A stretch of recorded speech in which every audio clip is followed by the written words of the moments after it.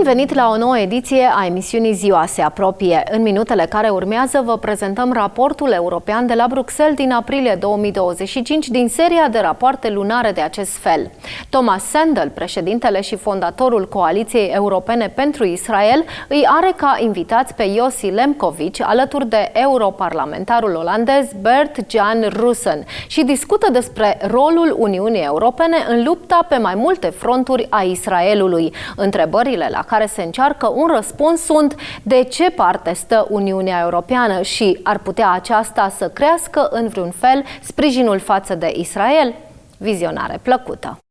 Since the terrible Hamas massacre on October 7, 2023, Israel has been fighting a multi-front war against its enemies throughout the Middle East, sponsored by the Islamic Republic of Iran in Tehran. Hamas, Hezbollah, West Bank, the Houthis in Yemen, Lebanon, and now Syria with the threat of Turkey. Israel has also been fighting at the International Court of Justice a legal war and also anti-Semitic attacks on college campuses across the Western world. Despite this unprecedented onslaught on the Jewish state, Israel has not only survived but managed to eliminate many of its enemies. But the question is, what has been the European Union's role during this battle, this civilization battle? On whose side stands the European Union? This is the theme of this month's European report that we are recording in the European Parliament.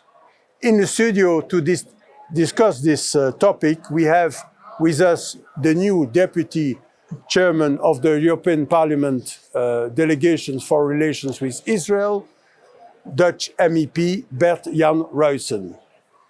From the Netherlands, as I mentioned, a member of the European Conservatives and Reformist Group, and European Coalition for Israel Founding Director Tomas Sandell. My name is Yossi Lempkowicz from European Jewish Press and Europe-Israel Press Association. This is the European Report. I will start with you, Tomas Sandell. You have just returned from Israel, especially from Jerusalem, where the Israeli government hosted an international conference on combating anti-Semitism. The conference gave rise to many controversies, since some parties from the extreme right were invited to speak at the conference, and among them MEP Jordan Bardella from the French National Rally, but also we had the speakers from Vox in Spain and the Sweden Democrats. I would like to have your thoughts on the conference and on the recent decision by the Israeli government to start an official dialogue with these parties. Well, thank you. Thank you for the question, which I believe is very relevant for today. My short answer is very simple. I think we need to include everyone. We need to be inclusive. Everyone who wants to be involved in the fight against anti-Semitism should be included. I also think, and this was something that was stressed in Jerusalem several times, that united we stand, divided we fall.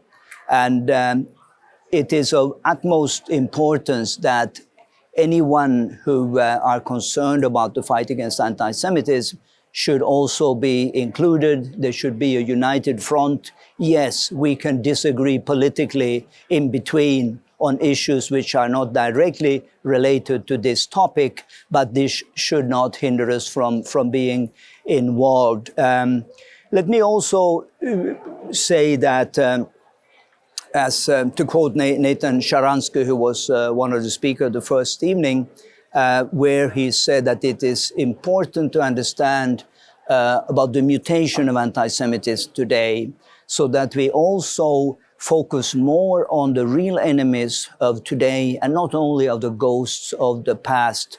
Because if there's anything that we have learned about anti-Semitism, it is the fact, as the late Rabbi Sachs said as well, that it mutates.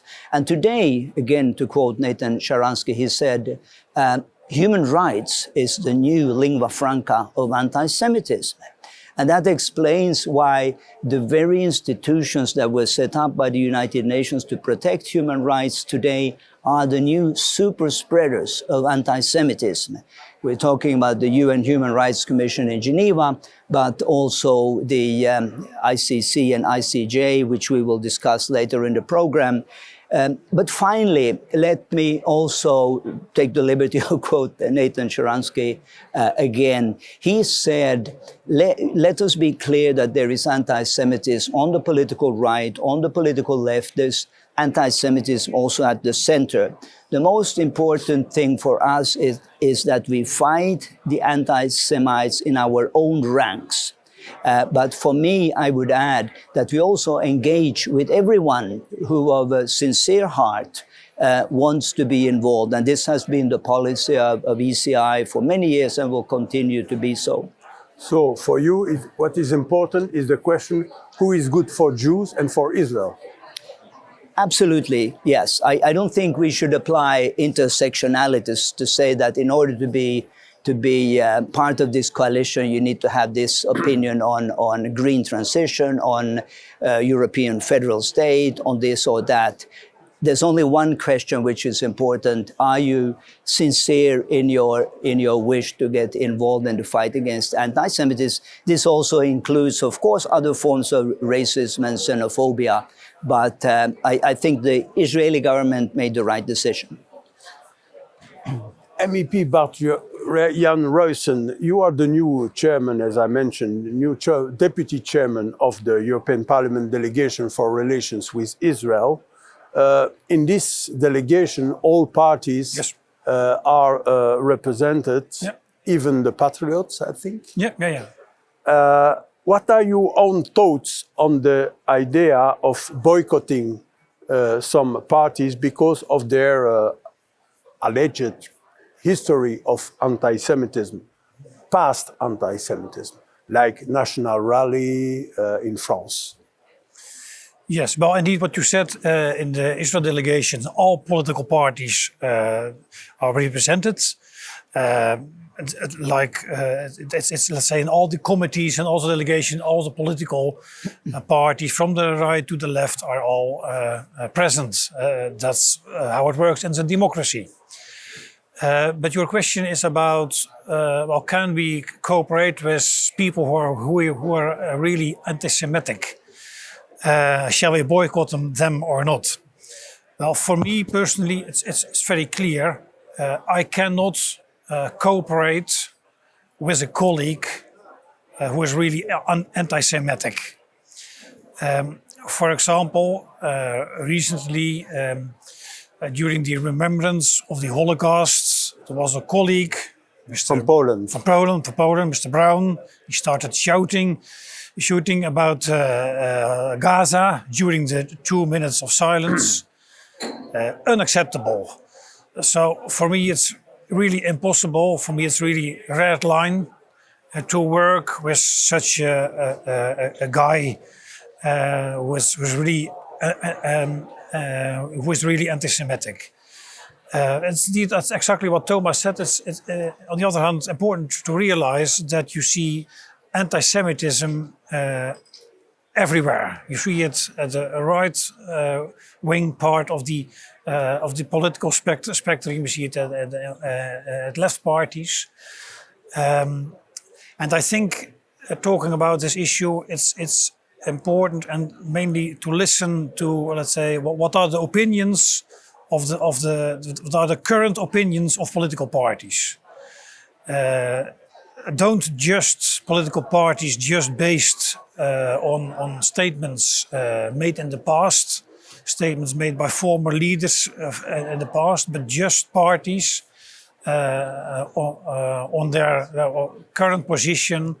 Do they really support the Jewish community? Do they really support Israel now or not? And do you think that the term extreme right is correct? Because I know that, for example, in your political group, European Conservatives and so, there are right parties on the right, I would say.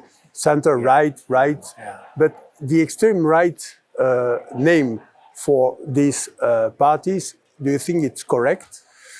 What I see is the term extreme right is really misused. It's a kind of label. They put it on the ECR sometimes, they put it on the Patriots. But then you get the label, oh, you are extreme, so we don't have to talk anymore with you. That's not how are people thinking. But that's not the correct way, because what's right? What is extreme? What do you mean? When you support, let's say, the classic family, and when you are against abortion. People colleagues from the left consider you as then being very conservative or extreme right. So I think so ideas are more important. What they do, how they act, more important than how they are represented in the name. You know? Indeed. I will also ask you, Mr. Ruissen. Already mentioned that you are deputy chairman of this important European Parliament delegation for relations with Israel, which is meeting on a regular basis to discuss topics. And I would like to know if you can share with our viewers some of the items which are now being discussed in the European Parliament in order to give I would say a stronger support to Israel during this ongoing battle against its enemies. So what are the main topics on the agenda? Yeah. Well, our responsibility as Israel delegation is first of all to support, let's say, the cooperation between the European Parliament and the Knesset. And to support the diplomatic relations with Israel. And it is really our goal and our intention as delegation to work with a very positive agenda and to see where can we support each other. There are a lot of areas where you can intensify indeed the cooperation. In the field of innovation, for example, in the field of trade, the field of startups, these kind of things.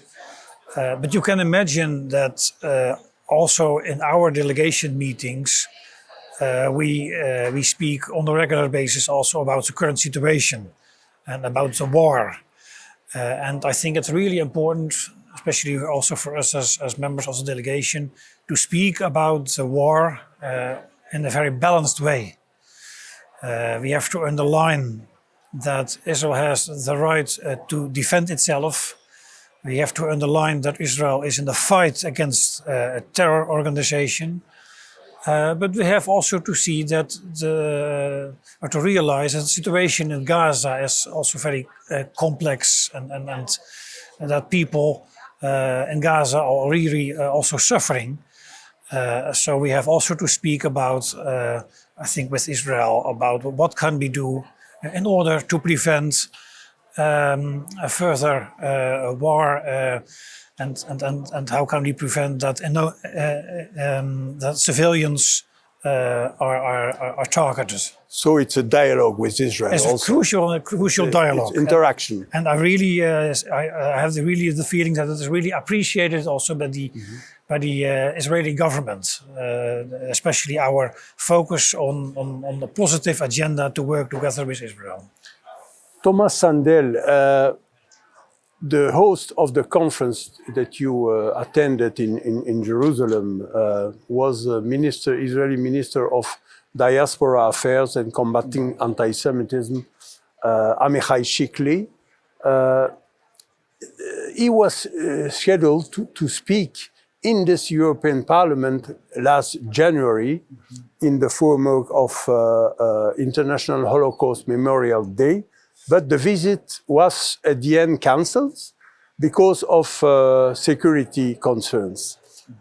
In other words, the European Parliament was unable to guarantee the security of a minister, an Israeli minister, during Holocaust Remembrance Day. What does it say about the current situation in Europe regarding anti-Semitism and the link between anti-Semitism, anti-Zionism and Gaza? And what can be done to change this situation? Let me start by saying what I think can be done to change the situation. I've said it before, and that is that my dream is that in the European Parliament, May 14 would be just as important as January 27. January 27, of course, is the International Holocaust Remembrance Day. May 14 is Israeli Independence Day. As long as we don't make a connection between the two, we will get nowhere in the fight against anti-Semitism, I'm afraid. Because the new anti-Semitism is anti-Israelism, is the being against the collective Jew. In this respect, the government of Israel, in this more specifically, the Minister for Diaspora Affairs. And I think we need to have a greater understanding of an appreciation, I should say, of the Jewish state. What other people group in the world are living in the same place, speaking the same language, having the same religion as they did 3,000 years ago? Certainly not the Belgians, you'll say, certainly not the Dutch or the Finns for that matter. This is very exceptional. And I think this is one of the best antidotes against anti-Semitism, to start to acknowledge, to make the connection, to start celebrate the resurrection of the Jewish state. And if there's any place in the world where a minister of the democratic modern state of Israel should be welcome, it should be here in the cradle of European democracy, not the other way around. So I have a solution, and I'll be happy to convey this also to Katharina von Schnurba and to the president of this parliament and others, that the 14th of May would become a significant day here in the European Parliament, and I'm sure that Bert-Jan would agree with me. Bert-Jan Ruissen, I would like to come back with you about European relations with Israel and the ongoing legal war against the Jewish state in The Hague, in the International Criminal Court and the International Court of Justice.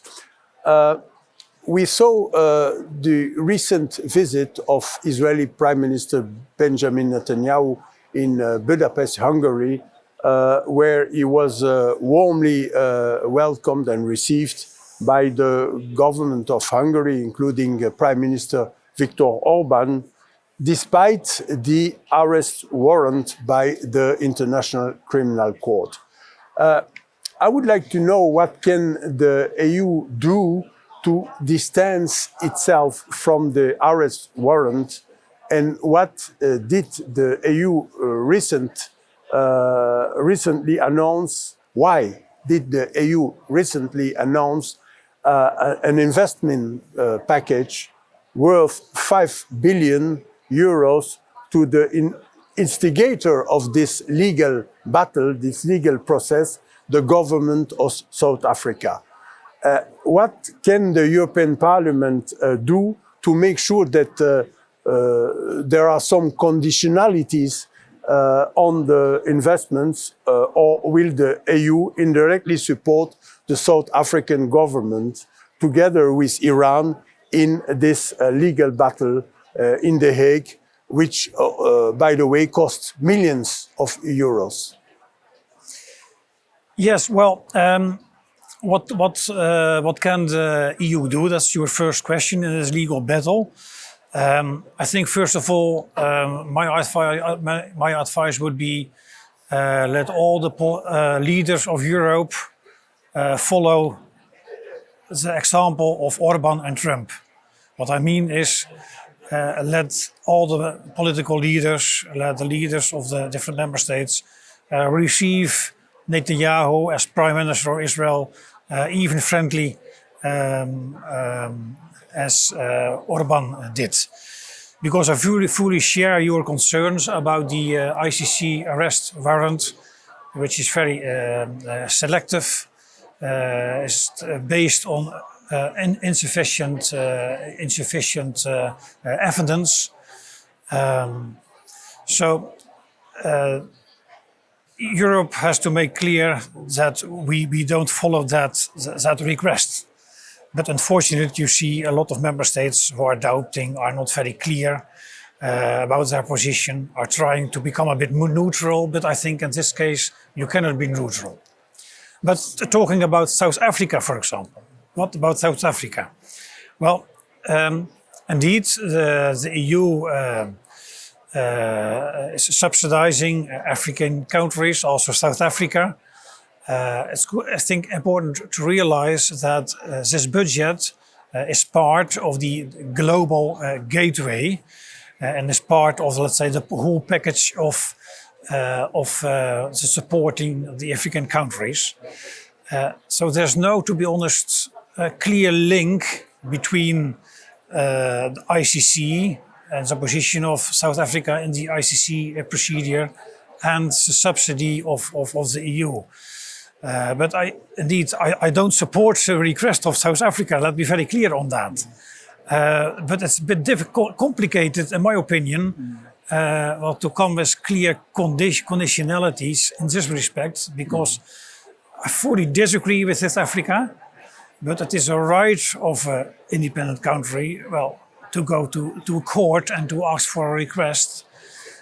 So a conditionality scheme is a bit difficult, I think, in this respect.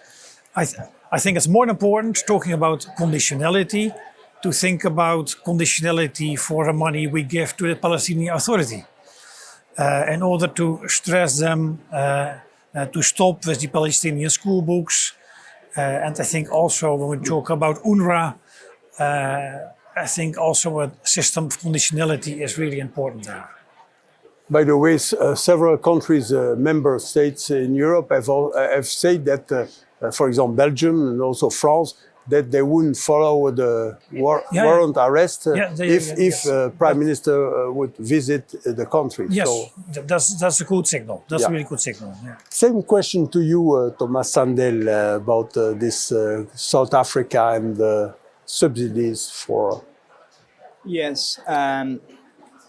Well, first of all, I think for our viewers, it's international law is very complicated. When we speak about ICC, ICJ, let us say we're speaking about the International Criminal Court, International Court of Justice, both of them based in The Hague, in the capital of the Netherlands. I think in practice, and we have dealt with this in previous programs, the ICC arrest warrant is dead. I said that already in January when the government of Poland came to the only rational conclusion to say that if an Israeli minister, if Netanyahu would visit the 80th anniversary of the liberation of Auschwitz, he would not be arrested. But the governments of Italy, the governments of France, and now the latest is the Prime Minister of Belgium. He got the same question and he said, listen, international law, he knows what that means, but realpolitik is something different. And we all know what an embarrassment that would be if the leader of the only Jewish state in the world would be arrested in a European capital. So, but let's also come back to the role of South Africa, which didn't start this year or last year. It goes back, way back. I'm talking about 2001. Next year we will celebrate the 25th anniversary of the Durban Conference, the conference to eradicate racism and anti-Semitism, which instead became this super spreader of anti-Semitism. It was done, it was hosted by South Africa, it was planned in collaboration with South Africa and Iran. And now, 25 years later, we're seeing the fruits of apartheid weeks at college campuses across the world, of the BDS movement, which also was born at this meeting in South Africa. Of course, I don't have the same responsibility as my friend Bert-Jan, but as a civil society activist, I would not hesitate 1 second to call out South Africa and address Ursula von der Leyen and the High Representative Callas and say, if we are to have a consistent policy against anti-Semitism, we cannot give a free card to anyone. And it's clear to everyone what role South Africa is playing, has played for the last 25 years in demonizing the Jewish state. And I think there's a responsibility of the European Union to call this out and not just commit another 5 billion in investments without asking any questions. Let me also say that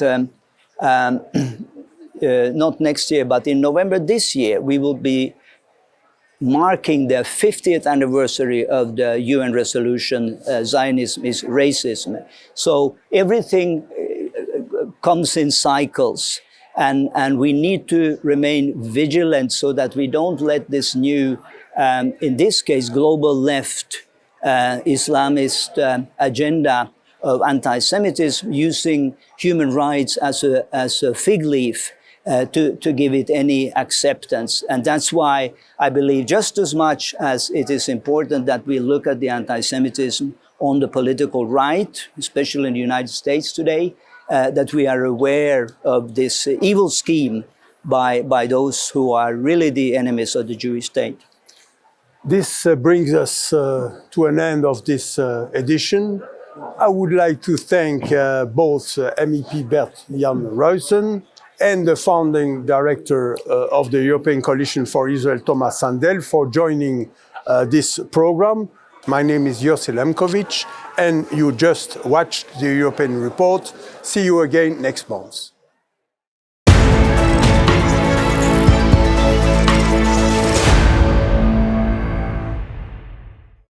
Emisiunea Ziua se apropie, se încheie aici. Vă mulțumim pentru atenție și vă dăm o nouă întâlnire săptămâna viitoare la aceeași oră. Sunt Codruța Burghelea, vă spun la revedere și Dumnezeu să vă binecuvânteze!